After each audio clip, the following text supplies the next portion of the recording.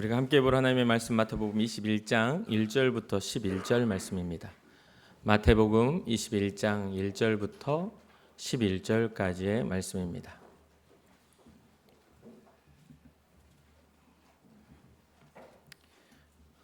우리 한 절 한 절 교독하고 11절 마지막 한 절은 함께 읽겠습니다. 그들이 예루살렘에 가까이 가서 감람산 벳박에 이르렀을 때 예수께서 두 제자를 보내시며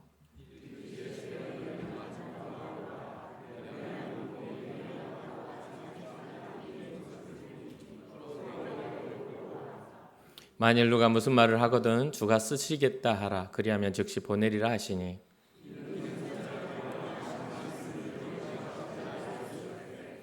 시온달에게 이르기를 내 왕이 내게 임하나니 그는 겸손하여 나귀 곧 멍에 매는 짐승의 새끼를 탔도다 하라 하였느니라.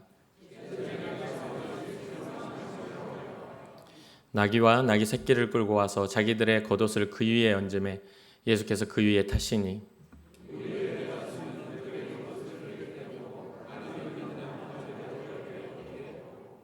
앞에서 가고 뒤에서 따르는 무리가 소리 높여 이르되 호산나 다윗의 자손이여 찬송하리로다 주의 이름으로 오시는 이여 가장 높은 곳에서 호산나 하더라.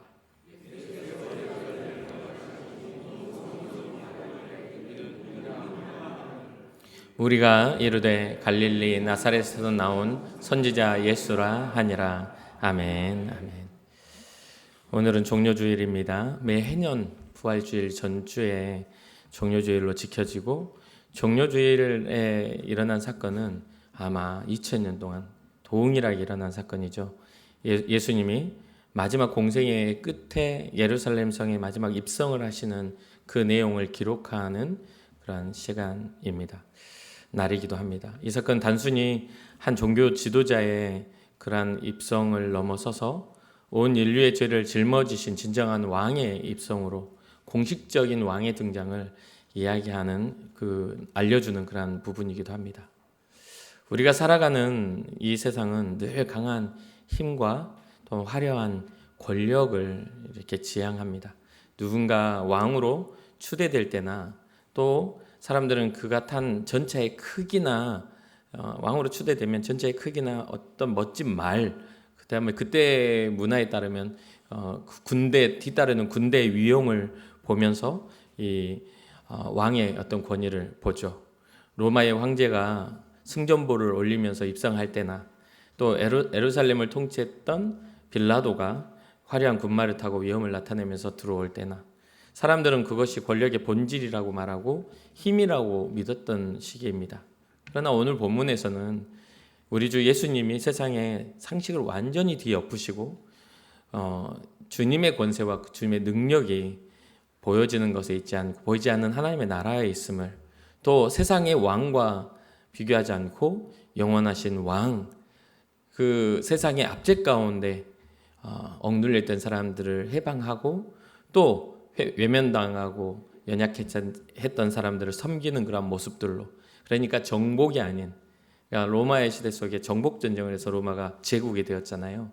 정복이 아닌 오히려 주님의 희생으로 이 땅에 오신 겸손한 왕이었음을 보여주는 그런 귀한 말씀입니다. 오늘 본문을 조금 우리가 살펴보면서 몇 가지로 나누려고 합니다. 첫 번째는 1절부터 3절까지의 말씀입니다. 주님이 예루살렘 가까이 있는 감람산 근처 벳박에 이르렀을 때 예루살렘 성벽이 바라보이는 이 지점입니다. 거기서 건너편 마을로 보내시며 두 제자를 보내시면서 한 가지 명령을 내리시죠. 그게 2절입니다. 너희는 맞은편 마을로 가라. 그리하면 곧 매인 나귀와 나귀 새끼가 함께 있는 것을 보리니 풀어 내게로 끌고 오라. 만일 누가 무슨 말을 하거든 주가 쓰시겠다 하라. 그리하면 즉시 보내리라 하시니 라고 하나의 그런 명령을 내리신 거죠. 맞은편 마을에 매여 있는 나귀를 가져오라고 하시는 그런 명령입니다. 그 말은 즉 전혀 내 나귀가 아닙니다. 주님이 거기 메어져 있을 거니까 가져와. 그러면서 이 본문에 보면 그 나귀와 나귀 새끼의 주인이 따로 있음을 분명하게 우리에게 보여줍니다. 3절이죠. 만일 누가 무슨 말을 하거든 이렇게 이야기를 하죠. 그러니까 당시 나귀는 한 가정을 이렇게 짐을 많이 나르는 그런, 나귀는 그렇게 되잖아요. 말 타고 막 전쟁을 치르는 건 아닙니다. 얘는 무거운 짐을 이렇게 이동하기에 좋은 것이고, 또 지금처럼 차가 다니고 비행기가 다니고 뭔가 이동 수단이 발달한 시대가 아니었을 때는 많은 짐을 지워서 이동을 시키는 이동 수단이기도 합니다. 그러니까 이것은 굉장히 중요한 경제적 가치도 가지고 있을 뿐만 아니라 나귀의 새끼라 할지라도 이게 자라나면 미래의 자산 가치가 있는 것이죠. 근데 이 부분들에 대해서 이 주인이 이 주님의 말씀에 이렇게 하리라 말을 합니다. 뭐라고 합니까? 누가 무슨 말을 하든 주가 쓰시겠다 하라. 그리하면 즉시 보내리라. 주가 쓰시겠다 하라라는 이 말 안에는 주님의 주권, 주님의 구원하심에 대한 주님의 주권이 담겨 있습니다. 누군가가 시켜서가 아니라 또 세상에 보여주려고도 아니고 주님이 구원하시려는 주님의 주권이 있어요. 그리고 그 말씀 앞에 어떠한 토도 달지 않고 즉각적으로 순종하는 이 사람의 모습도 담겨 있습니다. 그리하면 즉시 보내리라. 이 나귀를 바라보는 입장에서는 어쩌면 이게 그거를 당신들은 누군데 이걸 만집니까? 라고 하면 주인이 아니어도, 주인을 아는 사람이어도 내가 아는 사람 것을 누가 모르는 사람들이 만지면 그렇게 할 수 있겠죠. 그런데 즉시 순종할 수 있는 소유권 이전을 할 수 있다는 것은 이 이야기를 제기를 한 사람이 나귀와 나귀 새끼의 주인일 거라는 예측을 할 수가 있죠.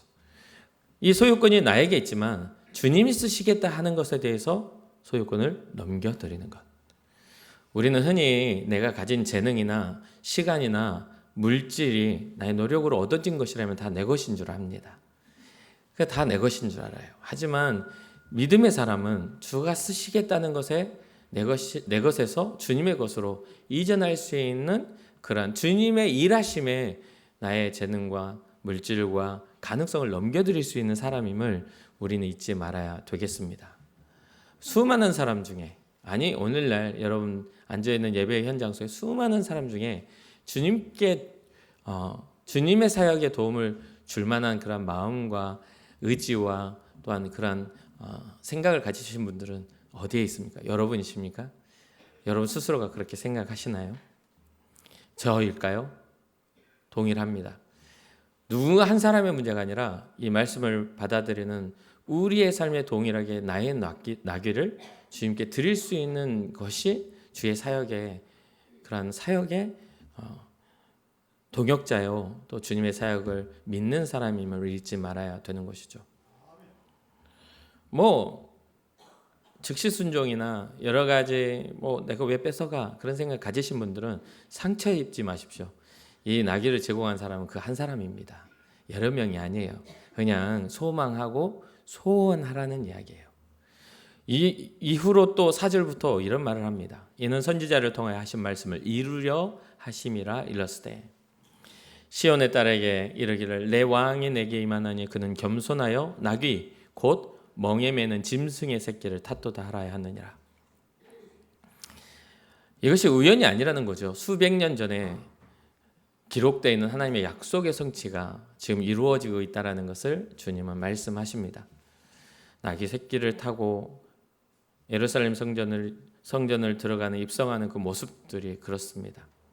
마테오가 인용한 이 말씀은 스가랴 9장 9절의 이야기입니다.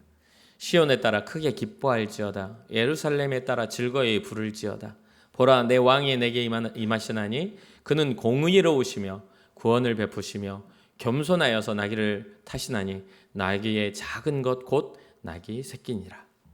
수백 년 전에 예언된 이 말씀을 우리 주님은 기억하시고 하나님의 뜻에 따라 이루어질 구원이 하나님의 말씀을 성취함에 따라 될 수 있도록 순종하셨다는 것이죠. 이 말을 보면 그 구원을 베푸시는 그분은 겸손하시다라고 이야기합니다. 이 겸손하다는 말은 단순하게 온순하다는 뜻이 아닙니다. 온순한 것과 겸손한 것은 달라요. 겸손이라는 것은 능력이 있음에도 낮아질 줄 아는 사람, 이길 수 있음에도 큰 소리와 반항할 수 있음에도 고난 당하기를 주를 위해 할 줄 아는 사람, 압제를 받는 위치에서, 압제를 하는 위치가 아닌 압제를 당하는 위치에서도 믿음을 버리지 않는 사람, 그런 사람을 성경은 겸손하다 말하고 있습니다.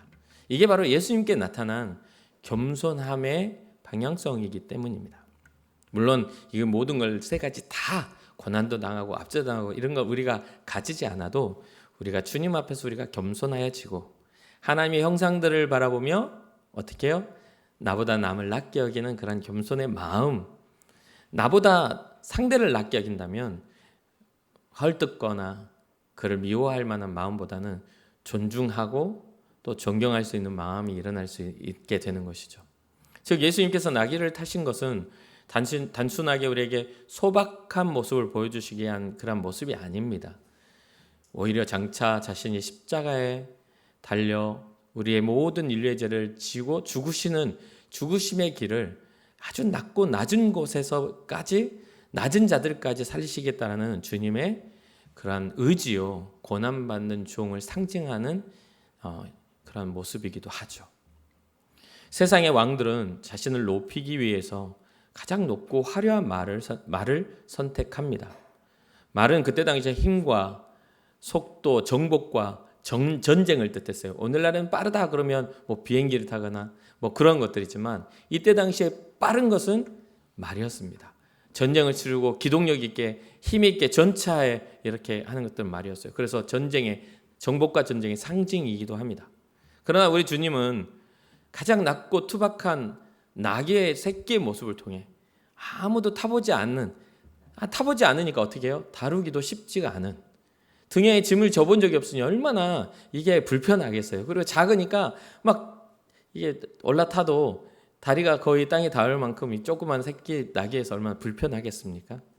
닿을 듯 말 듯 그 모양새가 그렇게 멋져 보이지는 않습니다. 그런데 이러한 모습 속에서 우리는 영적 진리를 발견할 수가 있습니다. 무엇입니까? 하나님의 나라는 보여지는 화려함과 힘으로 쟁취하는 것이 아니라 낮아짐과 죽어짐, 겸손함으로 쟁취되어지는 것임을 우리 주님은 우리에게 가르쳐 주시는 것이죠. 그러니까 교회 안에서 우리가 높아지기를 바라서는 안 됩니다. 가장 높은 곳에서 우리 주님이 계셔야 하고 우리는 항상 낮아져 영원한 왕 되신 주님 앞에 믿음으로 섬겨 주님 앞에 나아가는 그런 성도가 되어야 하는 것이죠. 오늘날 많은 성도가 신앙생활을 통해 세상적인 성공을 바랍니다. 높은 지위를 얻기 위해서 시즌이 되면 정치인들이 교회를 찾아옵니다. 왜? 여기에 표심이 있으니까. 그리고 예배 시간에 나와 자신을 소개해달라고 이야기도 합니다. 여러분들 기억하시죠?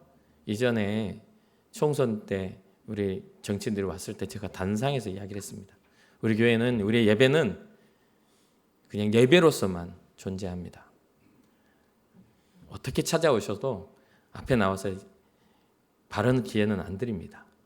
제가 그 대놓고 이야기했어요. 그쪽에 이쪽에는 빨간색, 이쪽에는 파란색이 앉아 있었거든요. 남북 통일이 이루어져야 되는데 그런데 제가 그 이야기를 했더니 빨간색은 손 드니까 이미 사라졌고 기분이 상했다 이거죠. 니깎게 날 무시해? 제가 무시한 게 아니라 이 예배는 주님의 것이기 때문에 그렇습니다. 개인적으로 만나면 얼마든지 1시간도 2시간도 제가 들어드릴 수 있습니다. 그러나 주님의 예배를 우리의 것으로 만들어서는 안 된다 이 말입니다. 빨간 쪽은 대표가 안 오고 밑에 사람 보내서 인사하고 갔습니다. 그러냐고. 아니, 파란 쪽은 빨간 쪽은 사라지고 파란 쪽은 그랬습니다. 그렇다고 해도 제가 선택하는 것에 흔들림은 없습니다. 뭐냐면 우리가 바라보고 신앙생활을 해야 할 것은 하나님의 나라입니다. 하나님 나라의 시민권자로서 주님께 드려질 예배가 아름다워질 수 있도록 우리가 주님께 우리의 삶을 드리는 것이 예배라는 것이죠. 더 많이 가질수록 더 많이 나눠주고 더 높이 올라갈수록 더 낮은 곳을 살필 줄 아는 그러한 교회가 되기를 주님의 이름으로 축복합니다.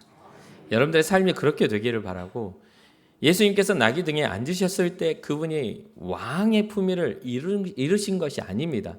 오히려 그곳에 앉았기에 온 인류 소외되지 않는 복음이 선포되어진 겁니다. 누구나가 주의 복음 안에 구원받을 수 있다라는 엄청난 진리가 예수 그리스도의 희생을 통해 나타나는 것이죠. 예수님처럼 기꺼이 나귀의 등에 앉는 겸손을 우리가 배웠으면 좋겠습니다. 우리의 모습이 세상을 변화시키는 그런 선한 영향력을 가졌으면 좋겠습니다. 큰 목소리로 이기려고 하지 마십시오. 바른 명분이라고 세상 이치 가지고 와서 교회와 다투지 마십시오. 교회는 은혜의 법칙만이 남는 곳입니다. 우리는 사랑하고, 우리는 용서하고, 우리는 관용해야 하는 것이죠. 주님은 지금도 화려한 군마를 타고 앞서가는 그런 분이 아닙니다.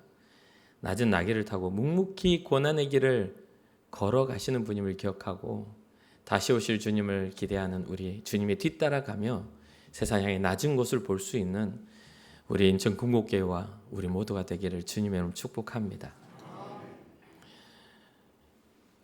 이어지는 8절 한번 보겠습니다. 무리의 대다수는 7절과 8절입니다. 나귀와 나귀 새끼를 끌고 와서 자기들의 겉옷을 그 위에 얹음에 예수께서 그 위에 타시니 무리의 대다수는 그들의 겉옷을 길에 펴고 다른 이들은 나뭇가지를 베어 길에 펴고. 예수님께서 나귀를 타고 입성하실 때 길가에 모여있던 수많은 성도들이 있고요. 또 주님의 제자들이 있습니다. 주님의 제자들이 겉옷을 벗어서 주님이 타실 나귀 위에 자기의 겉옷을 얹습니다. 혹시나 앉으실 때 딱딱하고 엉덩이가 상하지 않을까 염려겠죠. 또 그리고 모양을 갖추는 그런 모습이기도 하겠죠. 길거리에 나와 있는 사람들은 자기의 겉옷을 벗어서 길에 펴고 주님이 왕이 지나가실 수 있도록 막 펴고 누군가는 종려나무 가지를 꺾고 와서 왕과 전쟁에 승리하며 입성하는 그런 호나하듯 그런 것들 노래하듯이 그 자리에 딱 왕의 입성을 막 환영하고 축복합니다. 우리가 오늘날에도 못 사는 네팔이나 이런 나라를 가보면 선교를 가보면 거기는 난방의 개념이 없습니다. 너무 못 사니까 기름을 태운다, 가스로 난방을 한다 이런 개념이 없습니다. 제가 처음 선교를 갈 때 한 달 노동자 임금이 15만 원이었기 때문에 우리 여러분들 이제 빌라나 좀 큰 집에 사시는 분들 한 달 난방비 40만 원 나왔다는 둥, 이번엔 좀 추워서 많이 나와서 50만 원 나왔다는 둥 이러잖아요. 거기는 그 50만 원이면 한 4명, 3명 정도를 노동을 시킬 수가 있어요. 우리 인도네시아 가는 곳은 가사 도우미가 한 달에 20만 원을 받습니다. 아이들 봐주고 밥 해주고 빨래 해주고 청소해 주는데 한 달에 20만 원입니다. 좀 잘 대우해 준다면 25만 원을 줍니다. 그러니까 지금 오늘날 살아가는데도 가나안 앞에 그리고 네팔에 선교를 가보면 그것은 이 겉옷이 잠잘 때 이불도 되고 또 그 옷이 자신의 부를 상징하는 그 옷의 질감과 옷의 모양이 얼마나 좋은 옷을 입느냐가 그의 부의 상징, 그의 지위를 나타내는, 잘 사는 사람도 점점 더 좋은 옷을 입게 되는 거고 못 사는 사람들은 그건 정말 이불도 되고 옷도 되는 그런 것이거든요. 그 말은 이들이 겉옷을 벗어서 깔았다는 것은 자기의 지위를 길에 깐 것이고 자기의 자존심을 깐 것이고 자기의 신분과 생명, 자기의 주권을 그 왕에게 맞춰 바램을 갖는 겁니다. 물론 이 바램이 주님의 바램과 이들의 바램이 좀 다를지라도 그들은 지금 그 왕의 입성을 노래하며 그 위에 깔고 있는 것이죠. 그런데 예수님을 왕으로 모신다고 하면서 우리의 모습은 어떻습니까? 우리의 체면치레, 우리의 감정, 우리가 가지고 있는 가능성들을 주님의 발 앞에 환영하며 깔지 않고 있지 않습니까? 우리의 자세를 보면 오늘날 우리는 자기 부인의 영성보다 자기가 부인하고 주님을 따르는 그런 것보다 나에게 주님이 맞춰지기를 바라는 그런 것들이 훨씬 큽니다. 주님이 우리에게 명령하실 때도 자기를 부인하고 자기 십자가를 지고 나를 따라오라고 하셨는데 우리는 우리에게 주님이 따라와 우리의 소원을 이루고 우리의 관계를 이루고 우리의 성공을 이루기를 바랍니다. 그런 부분들 우리는 회개가 필요한 상황에 있는 것이죠. 그러한 모순적인 것들이 세상 사람들의 손가락질 당하는 이유가 되기도 합니다. 우리가 참된 성도라면 주님이 내 삶의 길을 걸어가실 수 있도록 나의 가장 소중한 겉옷을 기꺼이 깔아드릴 수 있는 그런 사람들이 되어야 할 줄로 믿습니다. 이 장면을 묵상해 보면 우리는 당시 얼마나 이들이 뜨거운 열망을 가졌는지 느낄 수 있습니다. 그들이 비록 예수님을 오해했을지언정 그 순간만큼은 자신의 가장 귀한 것들을 내려놓고 마음을 다해서 노래하고 환영했던 것을 보게 돼요. 그런데 지금 우리는 그때의 상황이 있지 않고 이미 결말을 아는 사람들 아니겠습니까? 지금 이 사람들은 주님의 그 이후의 삶을 모르고 그때만을 보고 노래하며 그 주님을 입성하는 것들을 겉옷을 깔고 있지만 우리는 이 이야기의 스토리의 끝을 알고 있는 사람들입니다. 그러면 여기서 우리는 더 나아가야 되겠죠. 결론을 알고 있으니까 우리의 헌신이나 우리의 주님을 향한 바람들이 일시적인 우리의 감정의 만족을 위해서 되어서는 안 된다는 것을 우리는 기억해야 합니다. 날마다 나의 겉옷을 주님께 내어드려 나를 통하여 주님이 영광 받으시고 다시 오실 예수 그리스도에 대한 그 기다림의 신앙이 우리 가운데 있어야 되는 것이죠. 이들은 알지 못해서 그들이 원하는 바람을 가졌지만 우리는 알기에 하나님이 원하는 결말을 바라야 되는 거 아닌가 이 말입니다. 그래서 성경은 말합니다. 내가 죽고 내 안에 그리스도가 사시는 것.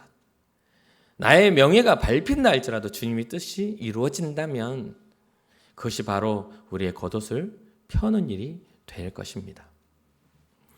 사랑하는 성도 여러분, 이후로 더 살펴봅시다. 9절입니다. 앞에서 가고 뒤에서 따르는 무리가 소리 높여 이르되 호산나 다윗의 자손이여 찬송하리로다. 주의 이름으로 오시는 이여 가장 높은 곳에서 호산나 하더라.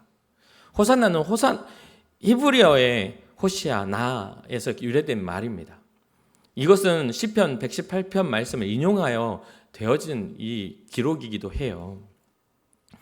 시편 118편을 보면 여호와여 구하옵나니 이제 구원하소서. 여호와여 우리가 구하옵나니 이제 형통하게 하소서. 여호와의 이름으로 오는 자가 복이 있으며 우리가 여호와의 집에서 너희를 축복하였도다. 여호와여 구하옵나니 이제 구원하소서라는 뜻입니다. 지금 구원하소서. 호산나 지금 구원하소서. 우리는 이 찬양 이면에 숨겨진 우리의 연약함을 들여다봐야 합니다. 영적 무지를 깨달아야 합니다. 이들은 분명히 이 예수님이 오시는 것에 대해서 환영하고 길을 깔고 겉옷을 벗었습니다. 그런데 그들이 바라는 건요, 로마의 압제 가운데 그들의 나라 잃은 슬픔을 해결하길 바랬고, 정치적으로 또 먹지 못하는 자들에게 먹거리를 주는 경제적인 그러한 왕을 바랬습니다. 그러한 부분들에 있어서 정치적인 메시아, 경제적인 메시아가 이 예수가 우리의 나라를 회복할 것이다, 이스라엘을 회복할 것이다 라는 생각을 가진 거죠. 그러니 이들이 외친 구원하소서는 영혼의 죄, 인간의 본연의 본질의 죄에서 벗어남이 아니라 당장 내 삶의 결핍, 내 삶의 필요, 내 삶이 가진 어떤 고난에 대한 해결을 지금 바라고 구원해달라고 하는 겁니다.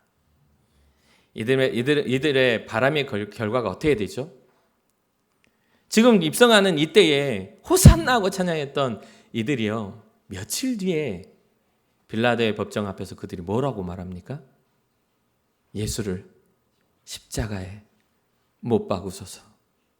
성난 군중이 되어 주님을 십자가에 못 박으라고 외치는 사람들이 됩니다. 그러니 우리의 신앙을 되돌아봐야 되지 않겠습니까?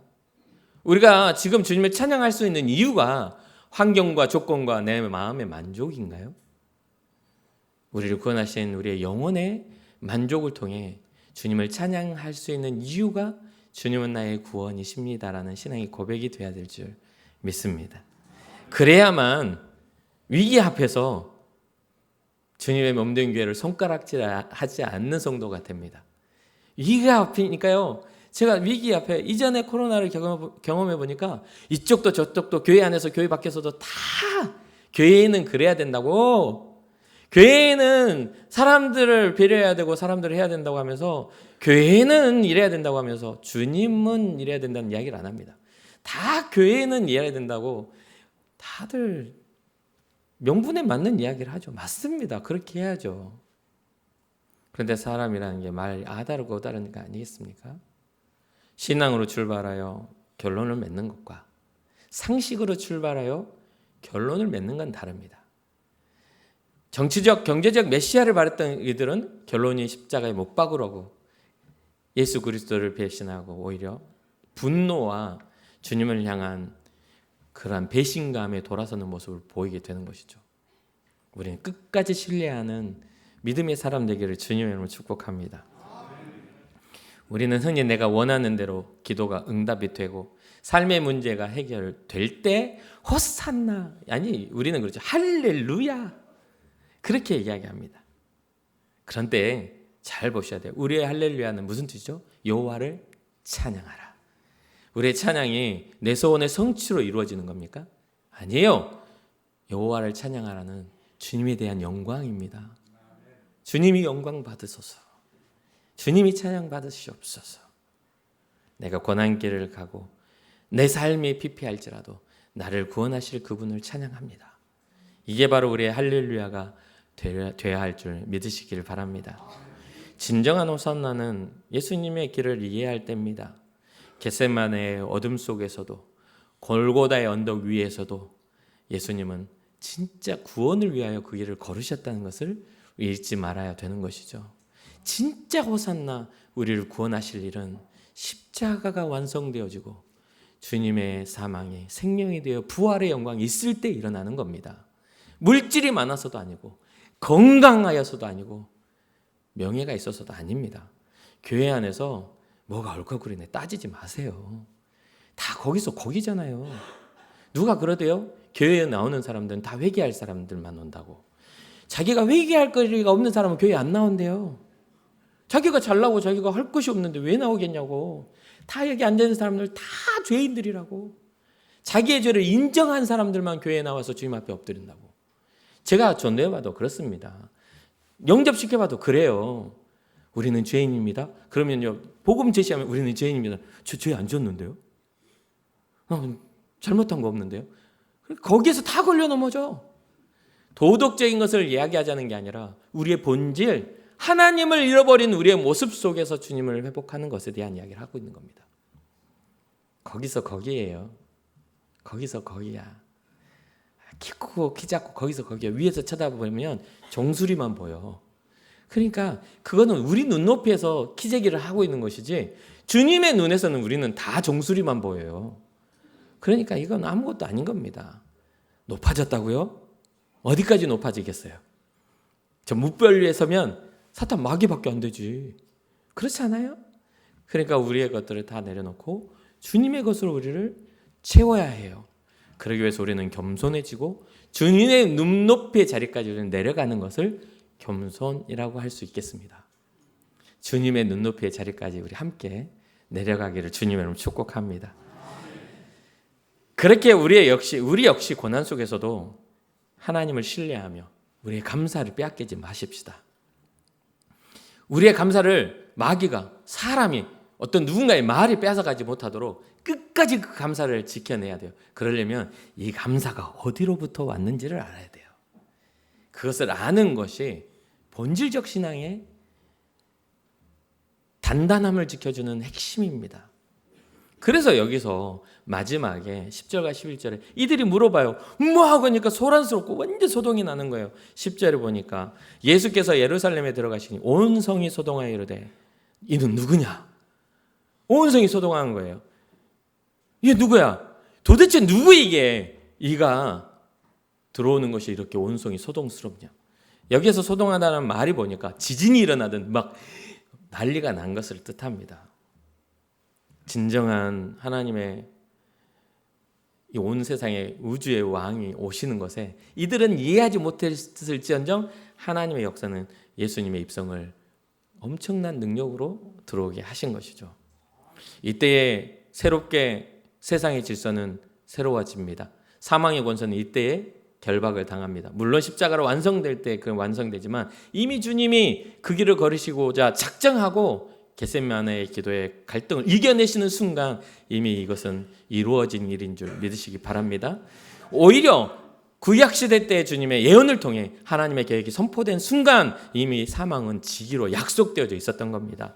그래서 세상의 모든 질서는 이제 흔들리고 어둠의 세력이 정말 벌벌 떨 뿐만 아니라 사람의 중심까지도 흔들리는 그런 모습을 보게 돼요. 그런데 그들의 대답을 보십시오. 11절입니다. 무리가 이르되 갈릴리 나사렛에서 나온 선지자 예수라 하니라. 여기에서는 이들은요 최고의 찬사를 한 겁니다. 그런데 그들의 바람이 어디 있다고요?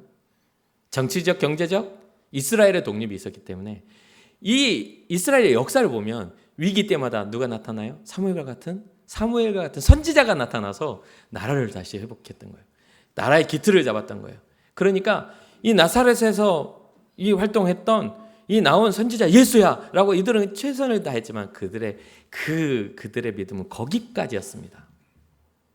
이 주님이 하나님이 원하시는 메시아 구원자는 이스라엘의 왕이 아니었다 이 말입니다. 그분은 이스라엘 왕이 아니라 오히려 온 세상의 온 우주의 왕으로서 오신 분임을 이들은 깨닫지 못했기에 그들의 입술은 선지자라 말한 겁니다. 최고의 찬사지만 그들의 한계가 드러난 것이죠. 사랑하는 성도 여러분, 우리도 어쩌면 예수님을 그렇게 삶의 도구, 내 삶의 필요로 여기고 있지는 않습니까? 이 선지자 예수라고 말하는 것처럼 선지자가 와서 기도하면 하늘에서 엘리야가 가서 기도하니 하늘에서 비가 오고 하늘에서 불덩어리가 떨어져 제단을 사르고 이런 것들을 혹시 생각하고 있지는 않습니까? 단상에서 제가 설교하지만 불은 안 나갑니다. 제 입에서 불은 안 나가요. 예. 만약에 제 입에서 불이 나간다면 주님의 은혜예요. 회개하세요. 예. 막 이게 불은 안 나가는데 듣고 막 마음에서 불덩어리가 타올라. 은혜의 불덩어리면 좋은데 분노의 불덩어리면 막 역사입니다. 무슨 뜻인지 이해되시죠? 하나님의 역사는 언제나 선하다. 회개를 이루고 돌이켜 주님의 뜻을 따르게 하는 게 역사다. 만약에 여러분 마음속에 계속 불만이 일어나 막 불덩어리가 예배만 끝나면 긁어버리고 싶은데 하면 그거 마귀 역사입니다. 100%입니다. 100%예요. 그러니까 이러한 부분들을 우리가 하나님의 뜻을 따라 이해하고 따라가야 하는 것이죠. 마태복음 오늘 21장을 마무리를 맺겠습니다. 예루살렘에 입성하시는 겸손한 왕 예수님을 이들은 만났지만 나귀의 주인의 순종이 그 안에 있고 스가랴의 예언대로 예언이 성취되었는 모습을 보았어도 성도들의 그들의 겉옷을 깔아 그 주님의 갈 길을 펴놓는다 할지라도 오해되는 신앙, 이해하지 못하는 신앙은 엉뚱한 것을 바라본다. 그 환호의 끝에는 실망과 분노와 십자가에 못 박으라는 주님의 고독을 이루는 오히려 배신이 담겨 있는 것을 보면 예수님의 모든 과정을 결론까지 알고 있는 우리는 이해하고 주님의 그 겸손의 이유를 찾아 우리도 그 길을 따라 걷는 신앙적 결단이 여러분과 저에게 있기를 주님의 이름으로 축복합니다. 예수님은 그 모든 과정과 그 모든 불편함, 그 모든 의미들을 알고 계셨잖아요. 나귀 등에 앉아서 주님 모르고 계신 게 아니지 않습니까? 그 과정을 아시면서도 그 길을 걸으신 것은 바로 무엇을 증명하기 위해 하나님의 지극한 사랑을 증명하기 위해 그 길을 걸으신 겁니다. 그러니 그것을 이해하고 결론을 아는 우리는 스스로 그것을 깨달아 알아 우리에게도 물어야 합니다. 지금 나를 이끌어 가시는 나의 통치자, 나의 왕은 누구이신가? 나의 감정, 아니 우리가 생각하는 화려한 군마나 전차나 화려한 어떤 권세와 화려한 명성을 가진 자가 나를 이끌어 갈 것인가? 아니면 여전히 나를 위해 죽으시기 위하여, 나를 위해 고난 받으시기 위하여 작은 나귀 새끼를 타고 입성하시는 예수 그리스도이신가? 나는 겸손한 왕이신 그분 앞에 있는 것인가? 아니면 세상의 화려함에 내 생각을 빼앗기고 있는 것인가? 꼭 스스로 질문하시고 믿음의 결론을 맺으시기를 주님의 이름으로 축복합니다. 또 매년마다 종료주일은 매년마다 우리가 죽기 전까지는, 우리가 주님이 이 땅에 다시 오시기 전까지는 이 매년마다 종료주일은 돌아옵니다. 매년마다 부활주일은 돌아옵니다. 매년마다 성탄주일은 돌아옵니다. 그때마다 다시 되새기고 또 되새기십시오. 사람은 망각의 존재니까 다시 기억하고 우리의 심령이 메마르지 않도록 성령의 담비를 항상 구하는 여러분과 제가 되기를 바라봅니다. 어느 순간에 눈이 높아졌다면 주님의 눈높이로 낮추셔서 겸손하게 주님의 교회와 세상을 섬기는 여러분과 제가 되기를 주님의 이름으로 축복합니다. 잠시 기도하겠습니다.